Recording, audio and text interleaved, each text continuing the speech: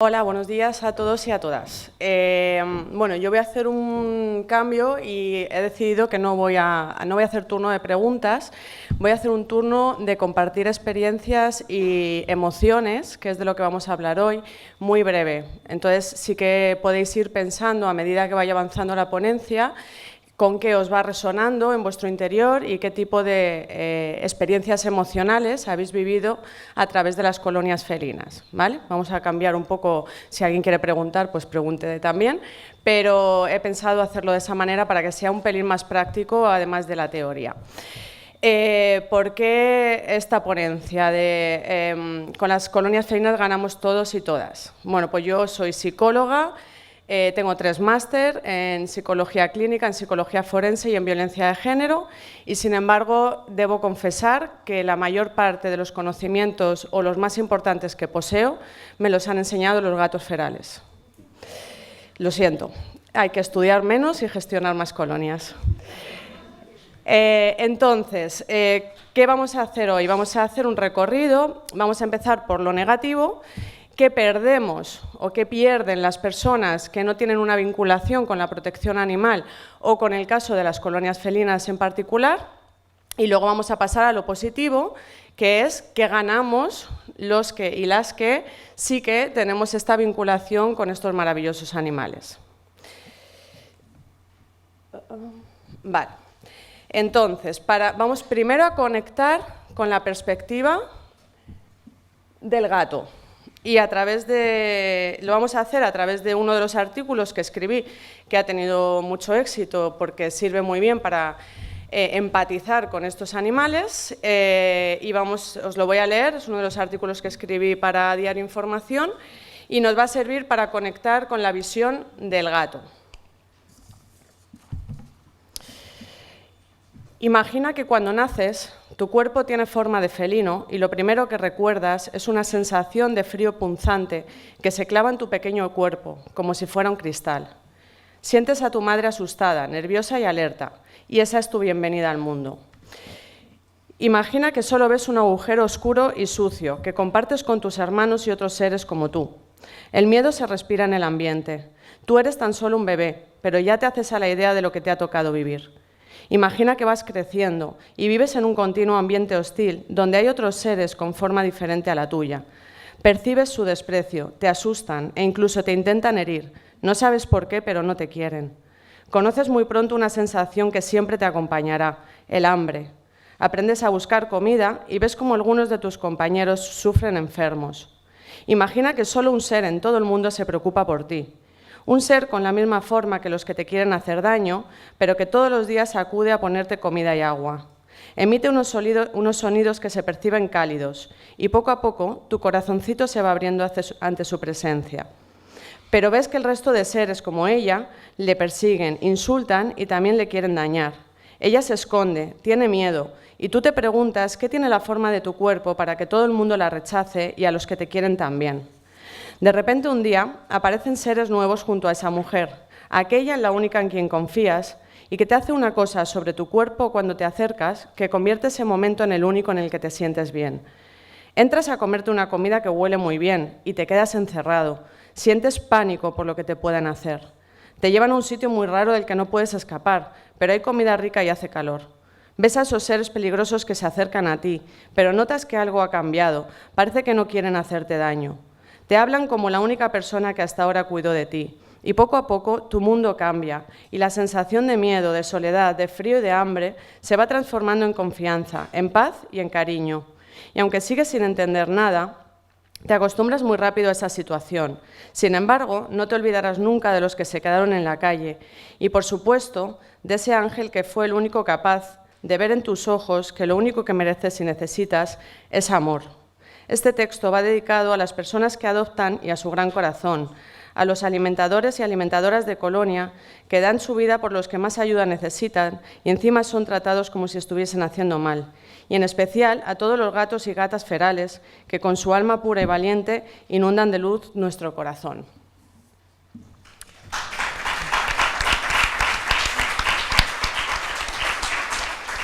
Bueno, pues creo que sirve muy bien para conectar con cómo viven cómo me han transmitido a mí que viven los gatos ferales, y eso da lugar a una situación de exclusión, vulnerabilidad y violencia. Eso es la perspectiva del gato. Luego tenemos la perspectiva de los humanos, de algunos humanos, evidentemente, de los que estamos aquí, no. Y es que los ven como una plaga, como falta de higiene, enfermedades, carentes de sentimientos, sin derechos. Y hay una desigualdad de poder importante, no solamente entre humanos y animales, que eso ya es obvio, sino que dentro de los propios animales, los gatos ferales viven bajo el umbral de la pobreza en muchísimas ocasiones y no tienen los mismos derechos ni son considerados de la misma forma que los animales, por ejemplo, domésticos. Entonces, nos encontramos ante una situación en la que debemos posicionarnos. Hay dos opciones. Posicionarme de cara a la violencia hacia estos animales. Con esto voy a enlazar con lo que le planteabas a Albert sobre por qué los veterinarios, en este caso, han dado esta alarma sobre los gatos ferales. Esto es una opinión, esto no es evidencia científica, pero creo que sí que ahí vivimos en una cultura del miedo, todo lo que se publica generalmente es negativo, es alarmante y además en este caso los gatos ferales están completamente desprotegidos, no tienen voz y bajo mi punto de vista socialmente eso se aprovecha. Entonces, en este caso se podrían posicionar al lado de la violencia, que creo que es lo que han hecho, pero también nos podemos posicionar del lado de los gatos ferales y de lo que nos pueden aportar. Y lo que nos pueden aportar es algo tan valioso como la inteligencia emocional. La inteligencia emocional es algo que está muy de moda dentro de la psicología desde hace unos años. Ahora todos los directivos y directivas, que son menos, pero también las hay, quieren desarrollar esta capacidad, por supuesto ninguno a través de gatos ferales, pero sí que quieren hacerlo. Y es una capacidad valiosísima, no solamente porque esté de moda, sino porque, esto lo digo yo, es la llave a un mundo sin violencia. La peor enfermedad que existe, muchísimo peor que la toxoplasmosis y que todas las demás víricas, que es la que realmente está acabando con todas las especies, incluida la humana, la violencia. Entonces, si nos posicionamos del lado de la violencia, lo que haremos será fomentar las conductas antisociales, mientras que si nos posicionamos del lado de la inteligencia emocional, fomentaremos conductas como la empatía y la solidaridad. Ahora vamos a profundizar más en todo esto. ¿Qué perdemos si no respetamos o no gestionamos o no estamos del lado de los más vulnerables, como son los animales y los gatos ferales? Pues lo primero, la psicopatía. Hay dos tipos de personas que hacen daño a los animales. Unos están por un lado los que presentan rasgos psicopáticos. No tiene por qué ser un trastorno de la personalidad, que es lo que se considera un psicópata, pero sí podemos tener rasgos sin llegar a tener un trastorno de la personalidad, ¿vale? Y estos rasgos son los que se fomentan con el maltrato a los animales o no respetando a los animales. Estas personas son personas que disfrutan haciendo daño a los demás, principalmente a los más vulnerables, no tienen remordimientos, no se sienten culpables y la mayoría empiezan maltratando a los animales. ¿Por qué? Porque la mayoría empiezan ya con conductas de este tipo desde niños y no se atreven a hacerlo hacia los humanos y empiezan a experimentar con animales. Estos son estudios que están demostrados, esto sí es evidencia científica.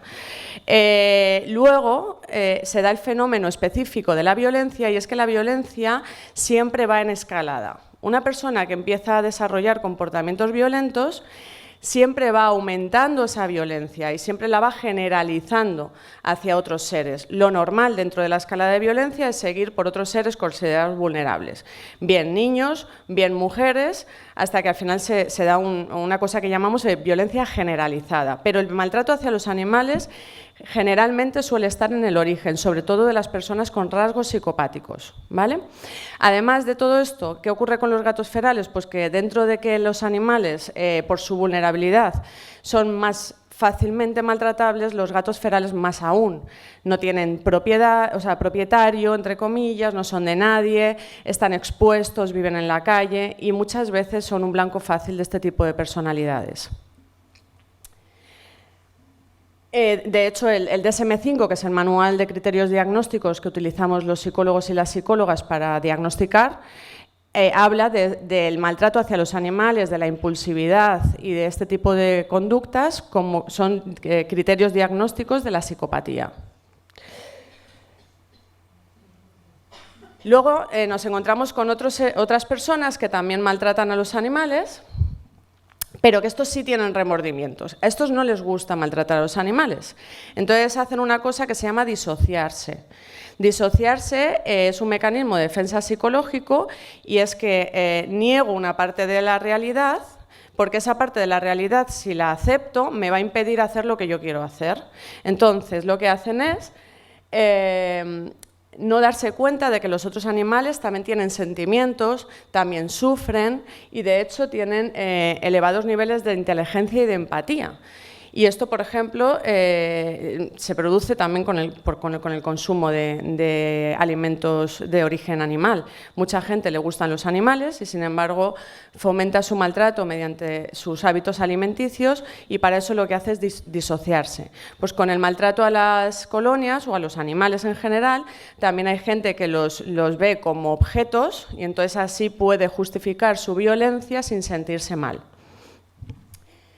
¿Qué tipo de conductas violentas en general? Pero vamos a hablar de las que hay hacia los gatos ferales. Pues la violencia física, que todos sabemos lo que es golpear, asesinar, la violencia física. La violencia psicológica, que la mayor parte de las veces la sufren las gestoras y gestores de las colonias, insultos, persecuciones, acoso, todo tipo de amenazas. La violencia ambiental, que es romper los refugios, tirar comederos, bebederos, etcétera.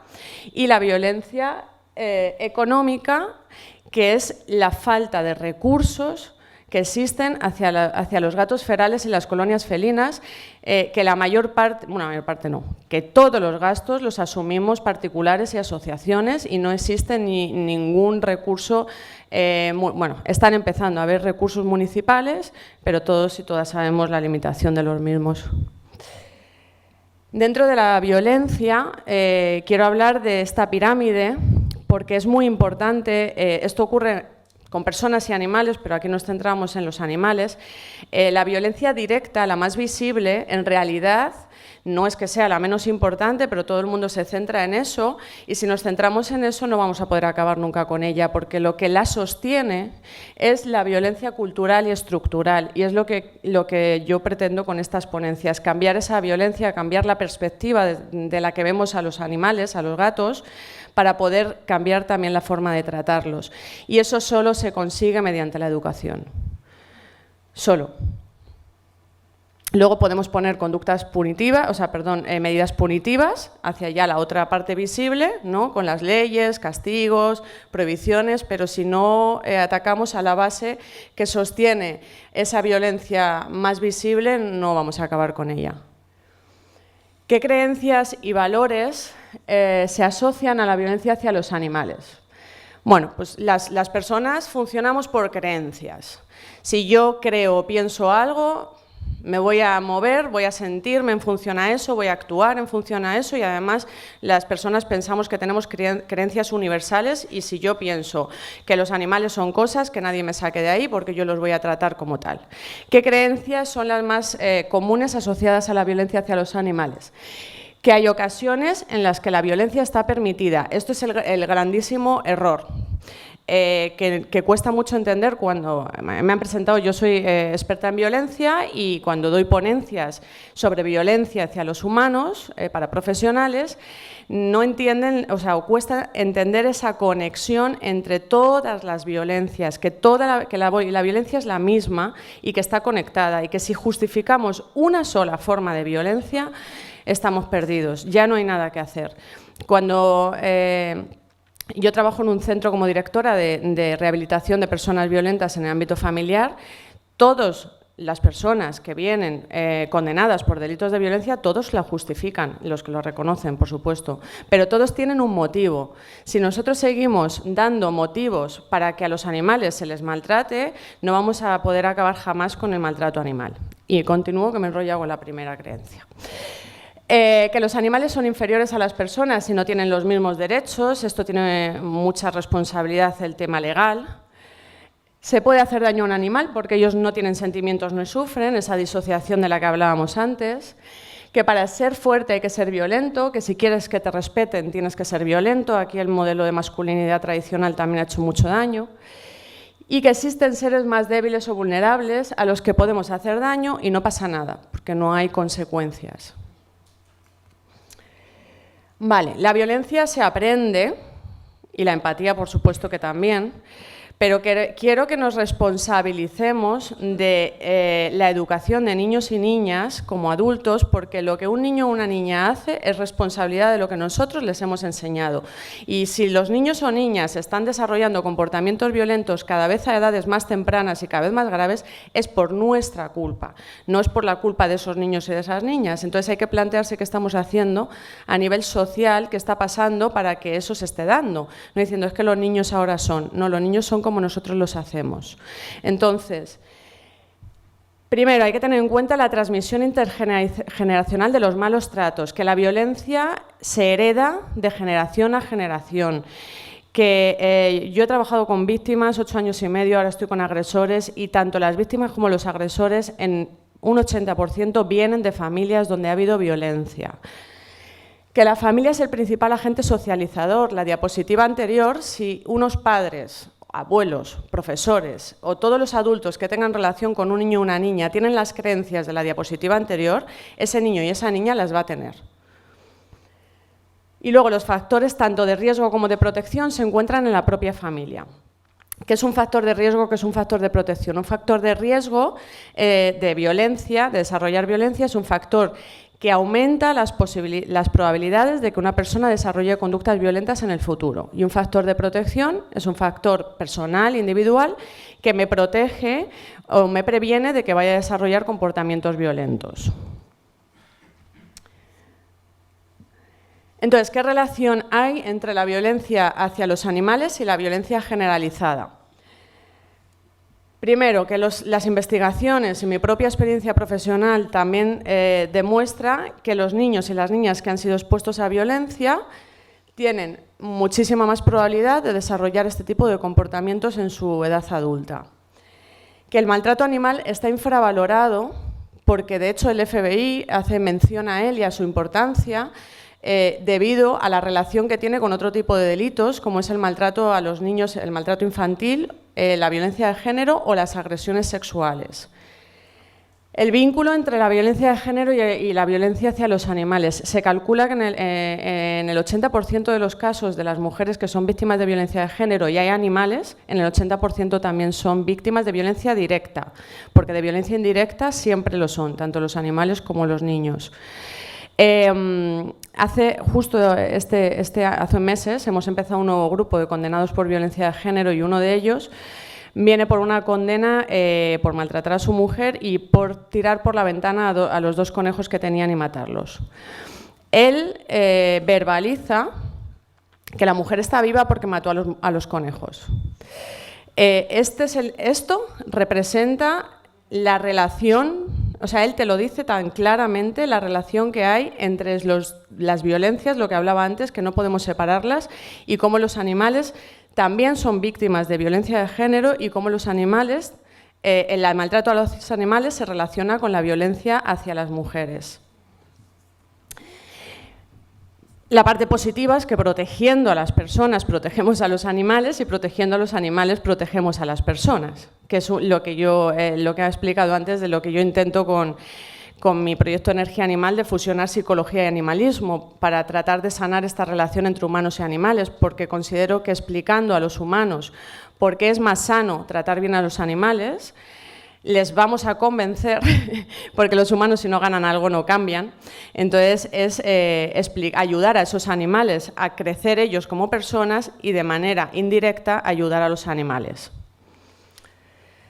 ¿Qué ganamos? Venga, vamos a lo positivo. Principalmente dos cualidades a las que forman parte de esta inteligencia emocional, pero que se merecen una mención especial, que son la empatía y la solidaridad.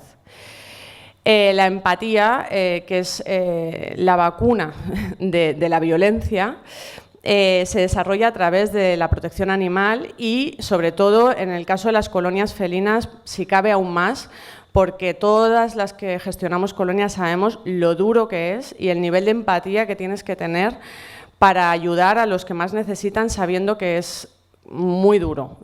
Cuidar animales que sabes que están en la calle, que sabes que están expuestos a peligro, estás preocupada constantemente, si hace frío porque hace frío, si hace calor porque hace calor.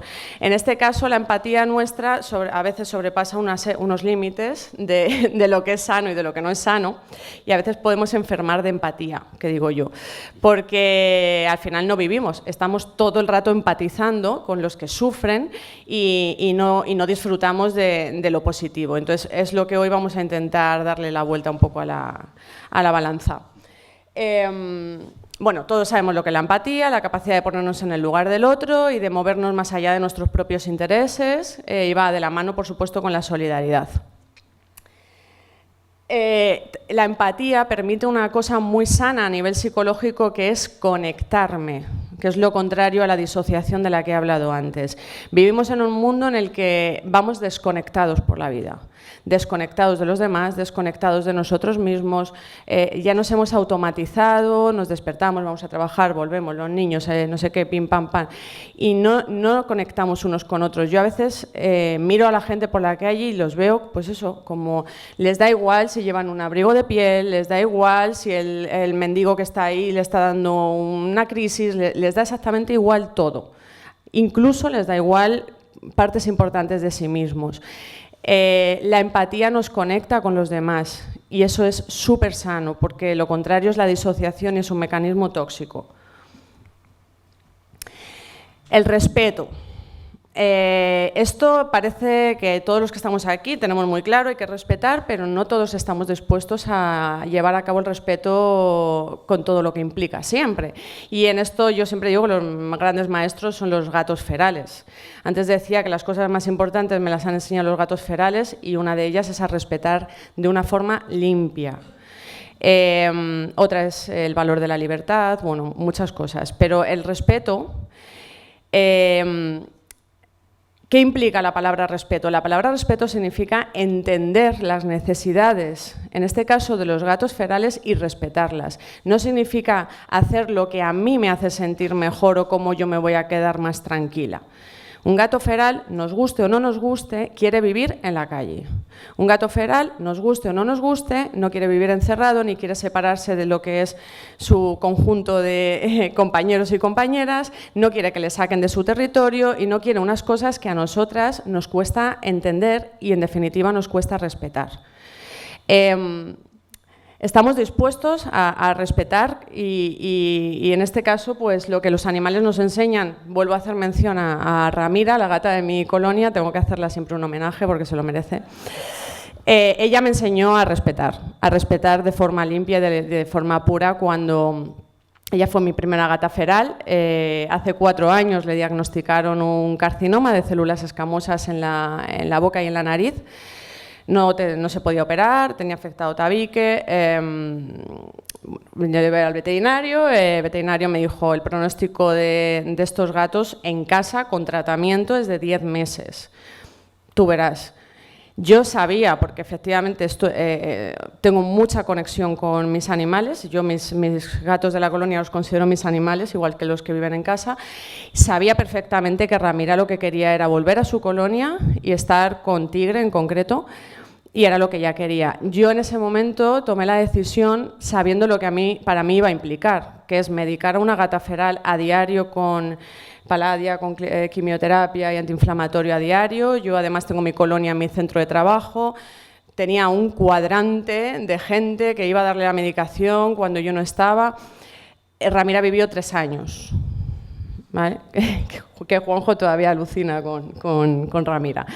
Y yo creo que fue porque la respeté, aparte de todos los cuidados y medicaciones que tuvo. ¿Qué consecuencia? Bueno, respetar la esencia del gato feral, que es lo que os he explicado antes, de que el gato feral tiene unas particularidades y respetar no es no dañar, respetar es entender y aceptar. ¿Y qué consecuencias tiene el respeto? Pues para los gatos se les dota de dignidad, eso que tanto les falta a las colonias, y para los humanos de humildad, que también nos hace mucha falta y nos permite crecer y desarrollarnos, como vamos a ver ahora.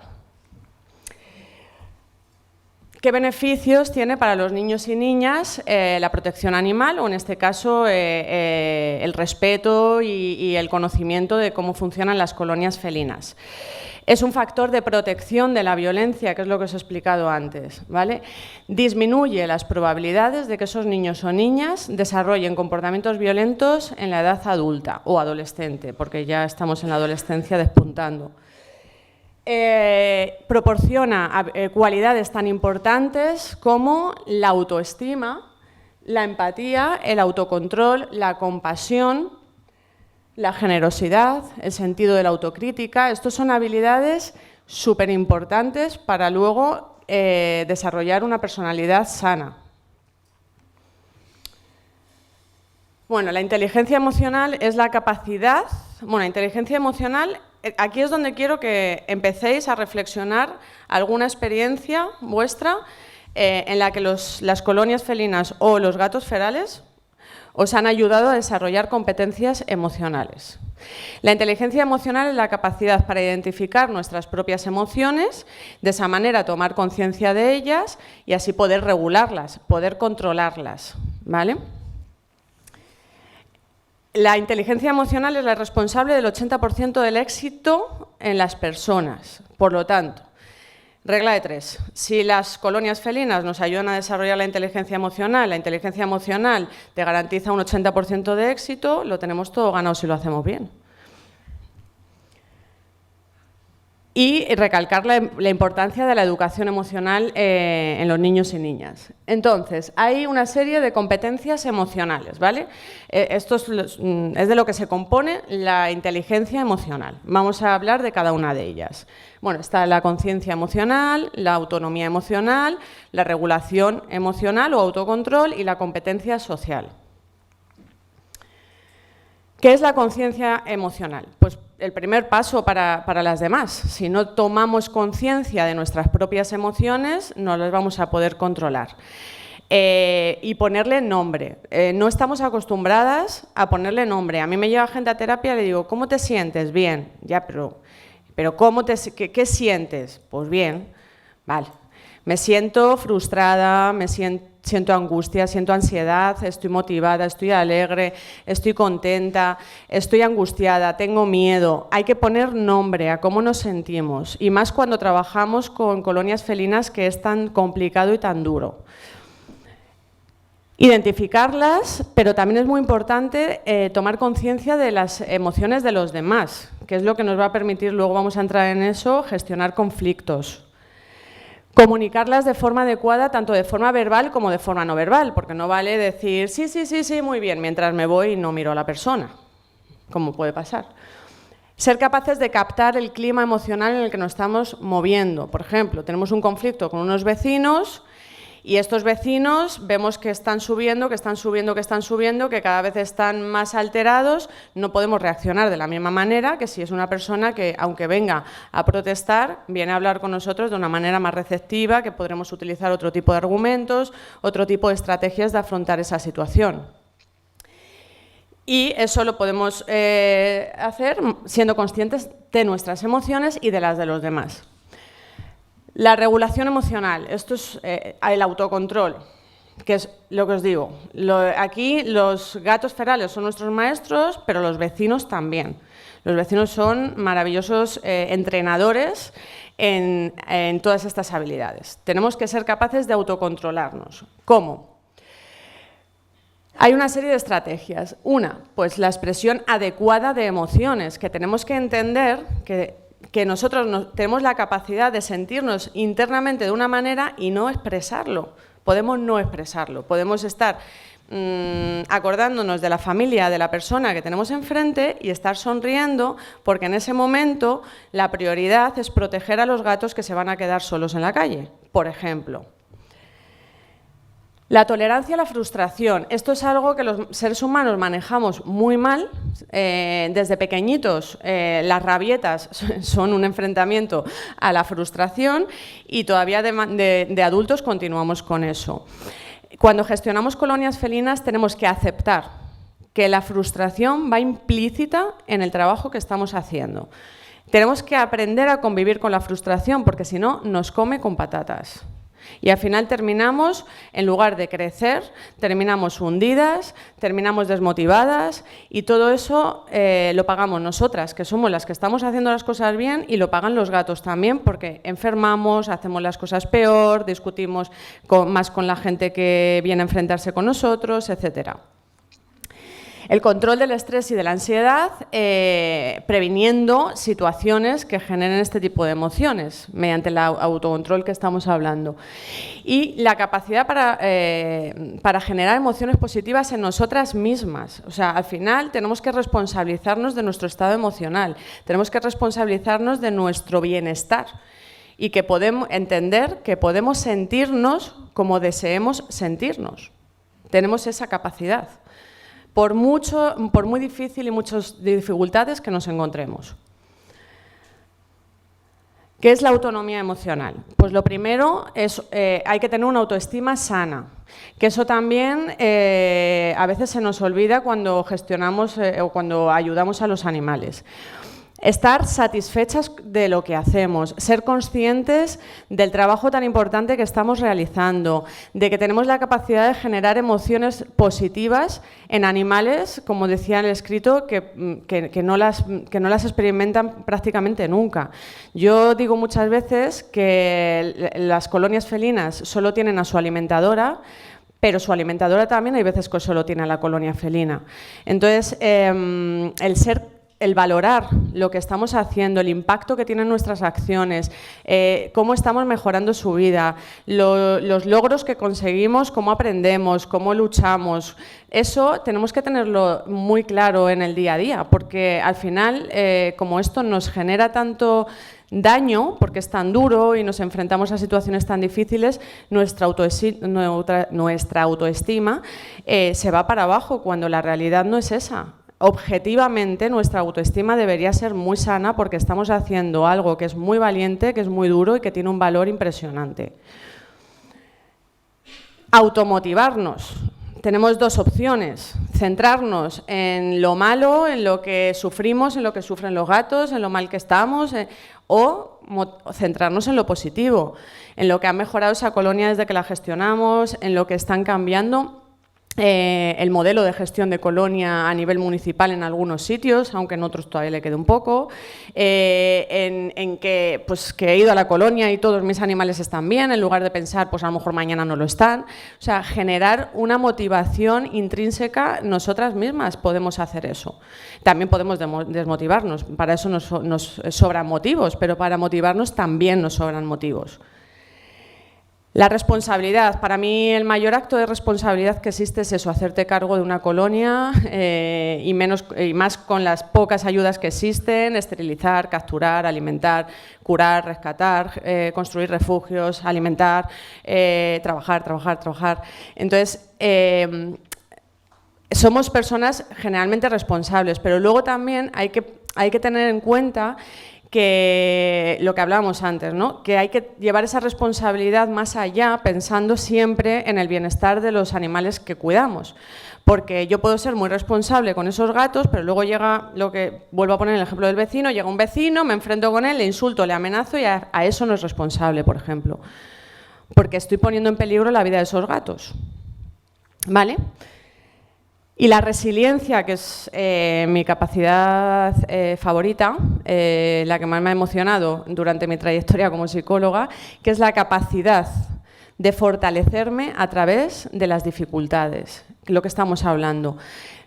Todo lo que me pasa malo, elijo aprender de ello y crecer en lugar de dejarme hundir y tirarme para abajo. Y eso son decisiones que tomamos nosotras, que tenemos que empezar a hacerlas conscientes. La competencia social es lo que más nos cuesta, ¿vale? Lo que digo, por los vecinos y las vecinas que nos gritan y llévate los gatos a tu casa y quieres a los gatos para venderlos. Digo, pues sí, tengo una cola ahora de 10 personas que me van a comprar los ferales. La comunicación y la escucha, ¿vale? Cuando tenemos conflictos. Escuchar, tenéis que escuchar, o sea, aunque lo que os cuenten no os interese, no tengan razón, es que si no, no vais a poder abordar la situación para poder manejarla, porque si no sabéis cómo os lo están diciendo, qué os están diciendo, esa persona, lo que hablamos antes, si está completamente cerrada, si está un poquito receptiva, eso hay que valorarlo y eso solamente se consigue valorar escuchando, escuchando a nuestro enemigo, pero hay que escucharlo y hay que saber comunicar y hay que comunicar desde el respeto, es decir, asertivamente. ¿Qué es la asertividad? La asertividad es defender mis derechos respetando los de los demás. Por ejemplo, hay una técnica que yo siempre recomiendo, que es hablar desde el yo, ¿vale? Normalmente, cuando queremos decir algo negativo a los demás, decimos porque tú has hecho, porque tú eres, porque tú no me dejas, porque tú me tiras la comida, porque tú no sabes nada. Ahí lo que estamos haciendo es atacar a la otra persona y juzgar a la otra persona. Eso significa que se va a poner a la defensiva y que nos va a devolver el ataque. Si yo le hablo de cómo me siento, es que yo lucho mucho por estos gatos, es que yo sufro mucho porque a mí me importan, voy a intentar solucionar el problema para que no te molesten. Si le hablo desde el yo, a mí nadie me puede discutir cómo me siento. A mí nadie me puede discutir cómo vivo yo, cómo experimento yo mi gestión de la colonia. Intentar no poner en el otro el foco, sino ponerlo en mí misma y en las cosas positivas que podemos aportar, tanto a través de los gatos como, mira, ¿te molestan los comederos? ¿Quieres que los cambie de sitio? De todas maneras, como verás, están limpios porque yo todos los días vengo, les cambio el agua, les pongo la comida, me molesto mucho, o sea, me implico mucho en que no moleste a nadie, en que no sea un perjuicio. Eso es, por ejemplo, una técnica de asertividad, ¿vale? Tenemos que intentar controlar eso. Porque además, cuanta más gente, ya no solamente por solucionar el conflicto inmediato que estamos teniendo con esa persona a través de la colonia, sino que cuanta más gente consigamos traernos a nuestro lado, más vamos a ser. De la otra manera, lo que estamos creando es enemigos nuestros, que en definitiva son enemigos de los gatos ferales, que es lo que estamos consiguiendo. Prevención y solución de conflictos. Por ejemplo, el tema de la prevención de conflictos, lo hablaba yo el otro día, hace 2 semanas, con una alimentadora de donde yo tengo mis colonias, que es en Leganés, que es una señora muy mayor. Me decía, Victoria, es que estaba poniendo la comida, ella tiene unos gatos en un centro de salud, y me decía, es que estaba poniendo la comida y ha pasado una mujer y me ha dicho que va a llamar a la policía, que me va a denunciar. Digo, vale, no te puede denunciar, no te preocupes, si llama a la policía no hay ningún problema, pero es verdad que esta señora les pone la comida a las 12 de la mañana, en un centro de salud, cuando más gente pasa por allí. Entonces, yo se lo dije, digo, no, tú no estás haciendo nada malo, pero si en vez de ponérselo a las 12 de la mañana para que te vean 500 personas, se lo pones a las 3 de la tarde, no hace falta que te bajes a las 12 de la noche, pero se lo pones a las 3 de la tarde, que la gente está comiendo o echada a la siesta, disminuyes las probabilidades de tener conflicto. Entonces, esto también es importante. O sea, por ejemplo, alimentadoras... es la última, está controlado. Alimentadoras que ponen, yo he visto fotos de colonias con unos comederos amarillos en mitad de toda la colonia, digo, pero, o sea, yo me vuelvo loca y miro desde lejos a ver si se ve y no se ve y lo pongo negro y marrón, mejor camuflado entre las hojas, porque la mejor manera de proteger a los gatos ferales es que nadie sepa que están ahí. Porque es verdad que tenemos derecho y que ellos tienen derecho y todo lo que tú quieras, pero hay que prevenir conflictos y hay que prevenir, y eso es siendo lo más discreto posible. El tema de los comportamientos prosociales y cooperativos, que esto ya lo tenemos nosotras metido en la sangre, y las habilidades sociales básicas, que son la escucha y el respeto. Que como si prestamos atención a lo que os he dicho antes de los gatos ferales, como nos enseñan a respetar, es solamente ponerlo en práctica. Y entender que aunque la gente tenga puntos de vista diferentes a los nuestros y que nos parezcan una auténtica locura descabellada, tienen derecho a pensar así siempre y cuando no lo hagan de forma violenta, que entonces no tenemos que enfrentarnos sino denunciar. Conclusiones. Que las colonias felinas son una oportunidad para desarrollar valores sanos, como por ejemplo la inteligencia emocional. Que ninguna forma de maltrato debe ser aceptable. Que el perfil de las alimentadoras y alimentadores de colonia de locas no tiene nada, sino todo lo contrario, somos personas con unas habilidades brutales que nos enseñan los gatos ferales y que además a partir de hoy vamos a desarrollar y potenciar aún más. La responsabilidad por parte de las instituciones a la hora de proteger a los animales y para erradicar la lacra más grave que existe, que es la violencia, y la tolerancia cero a cualquier forma de violencia hacia cualquier ser vivo desde las instituciones y desde la legislación, las leyes. Jane Goodall dijo que cada decisión que tomamos afecta a otros y que decidimos nosotros mismos el tipo de impacto que deseamos tener en el resto del reino animal. Y yo digo que además no debemos olvidar que dicho impacto también afectará a nuestra propia vida y a la sociedad en general. Gracias a Ramira, a Tigre y a Liz, que han sido mis grandes maestros, en especial a ellos, y a vosotros por escucharme.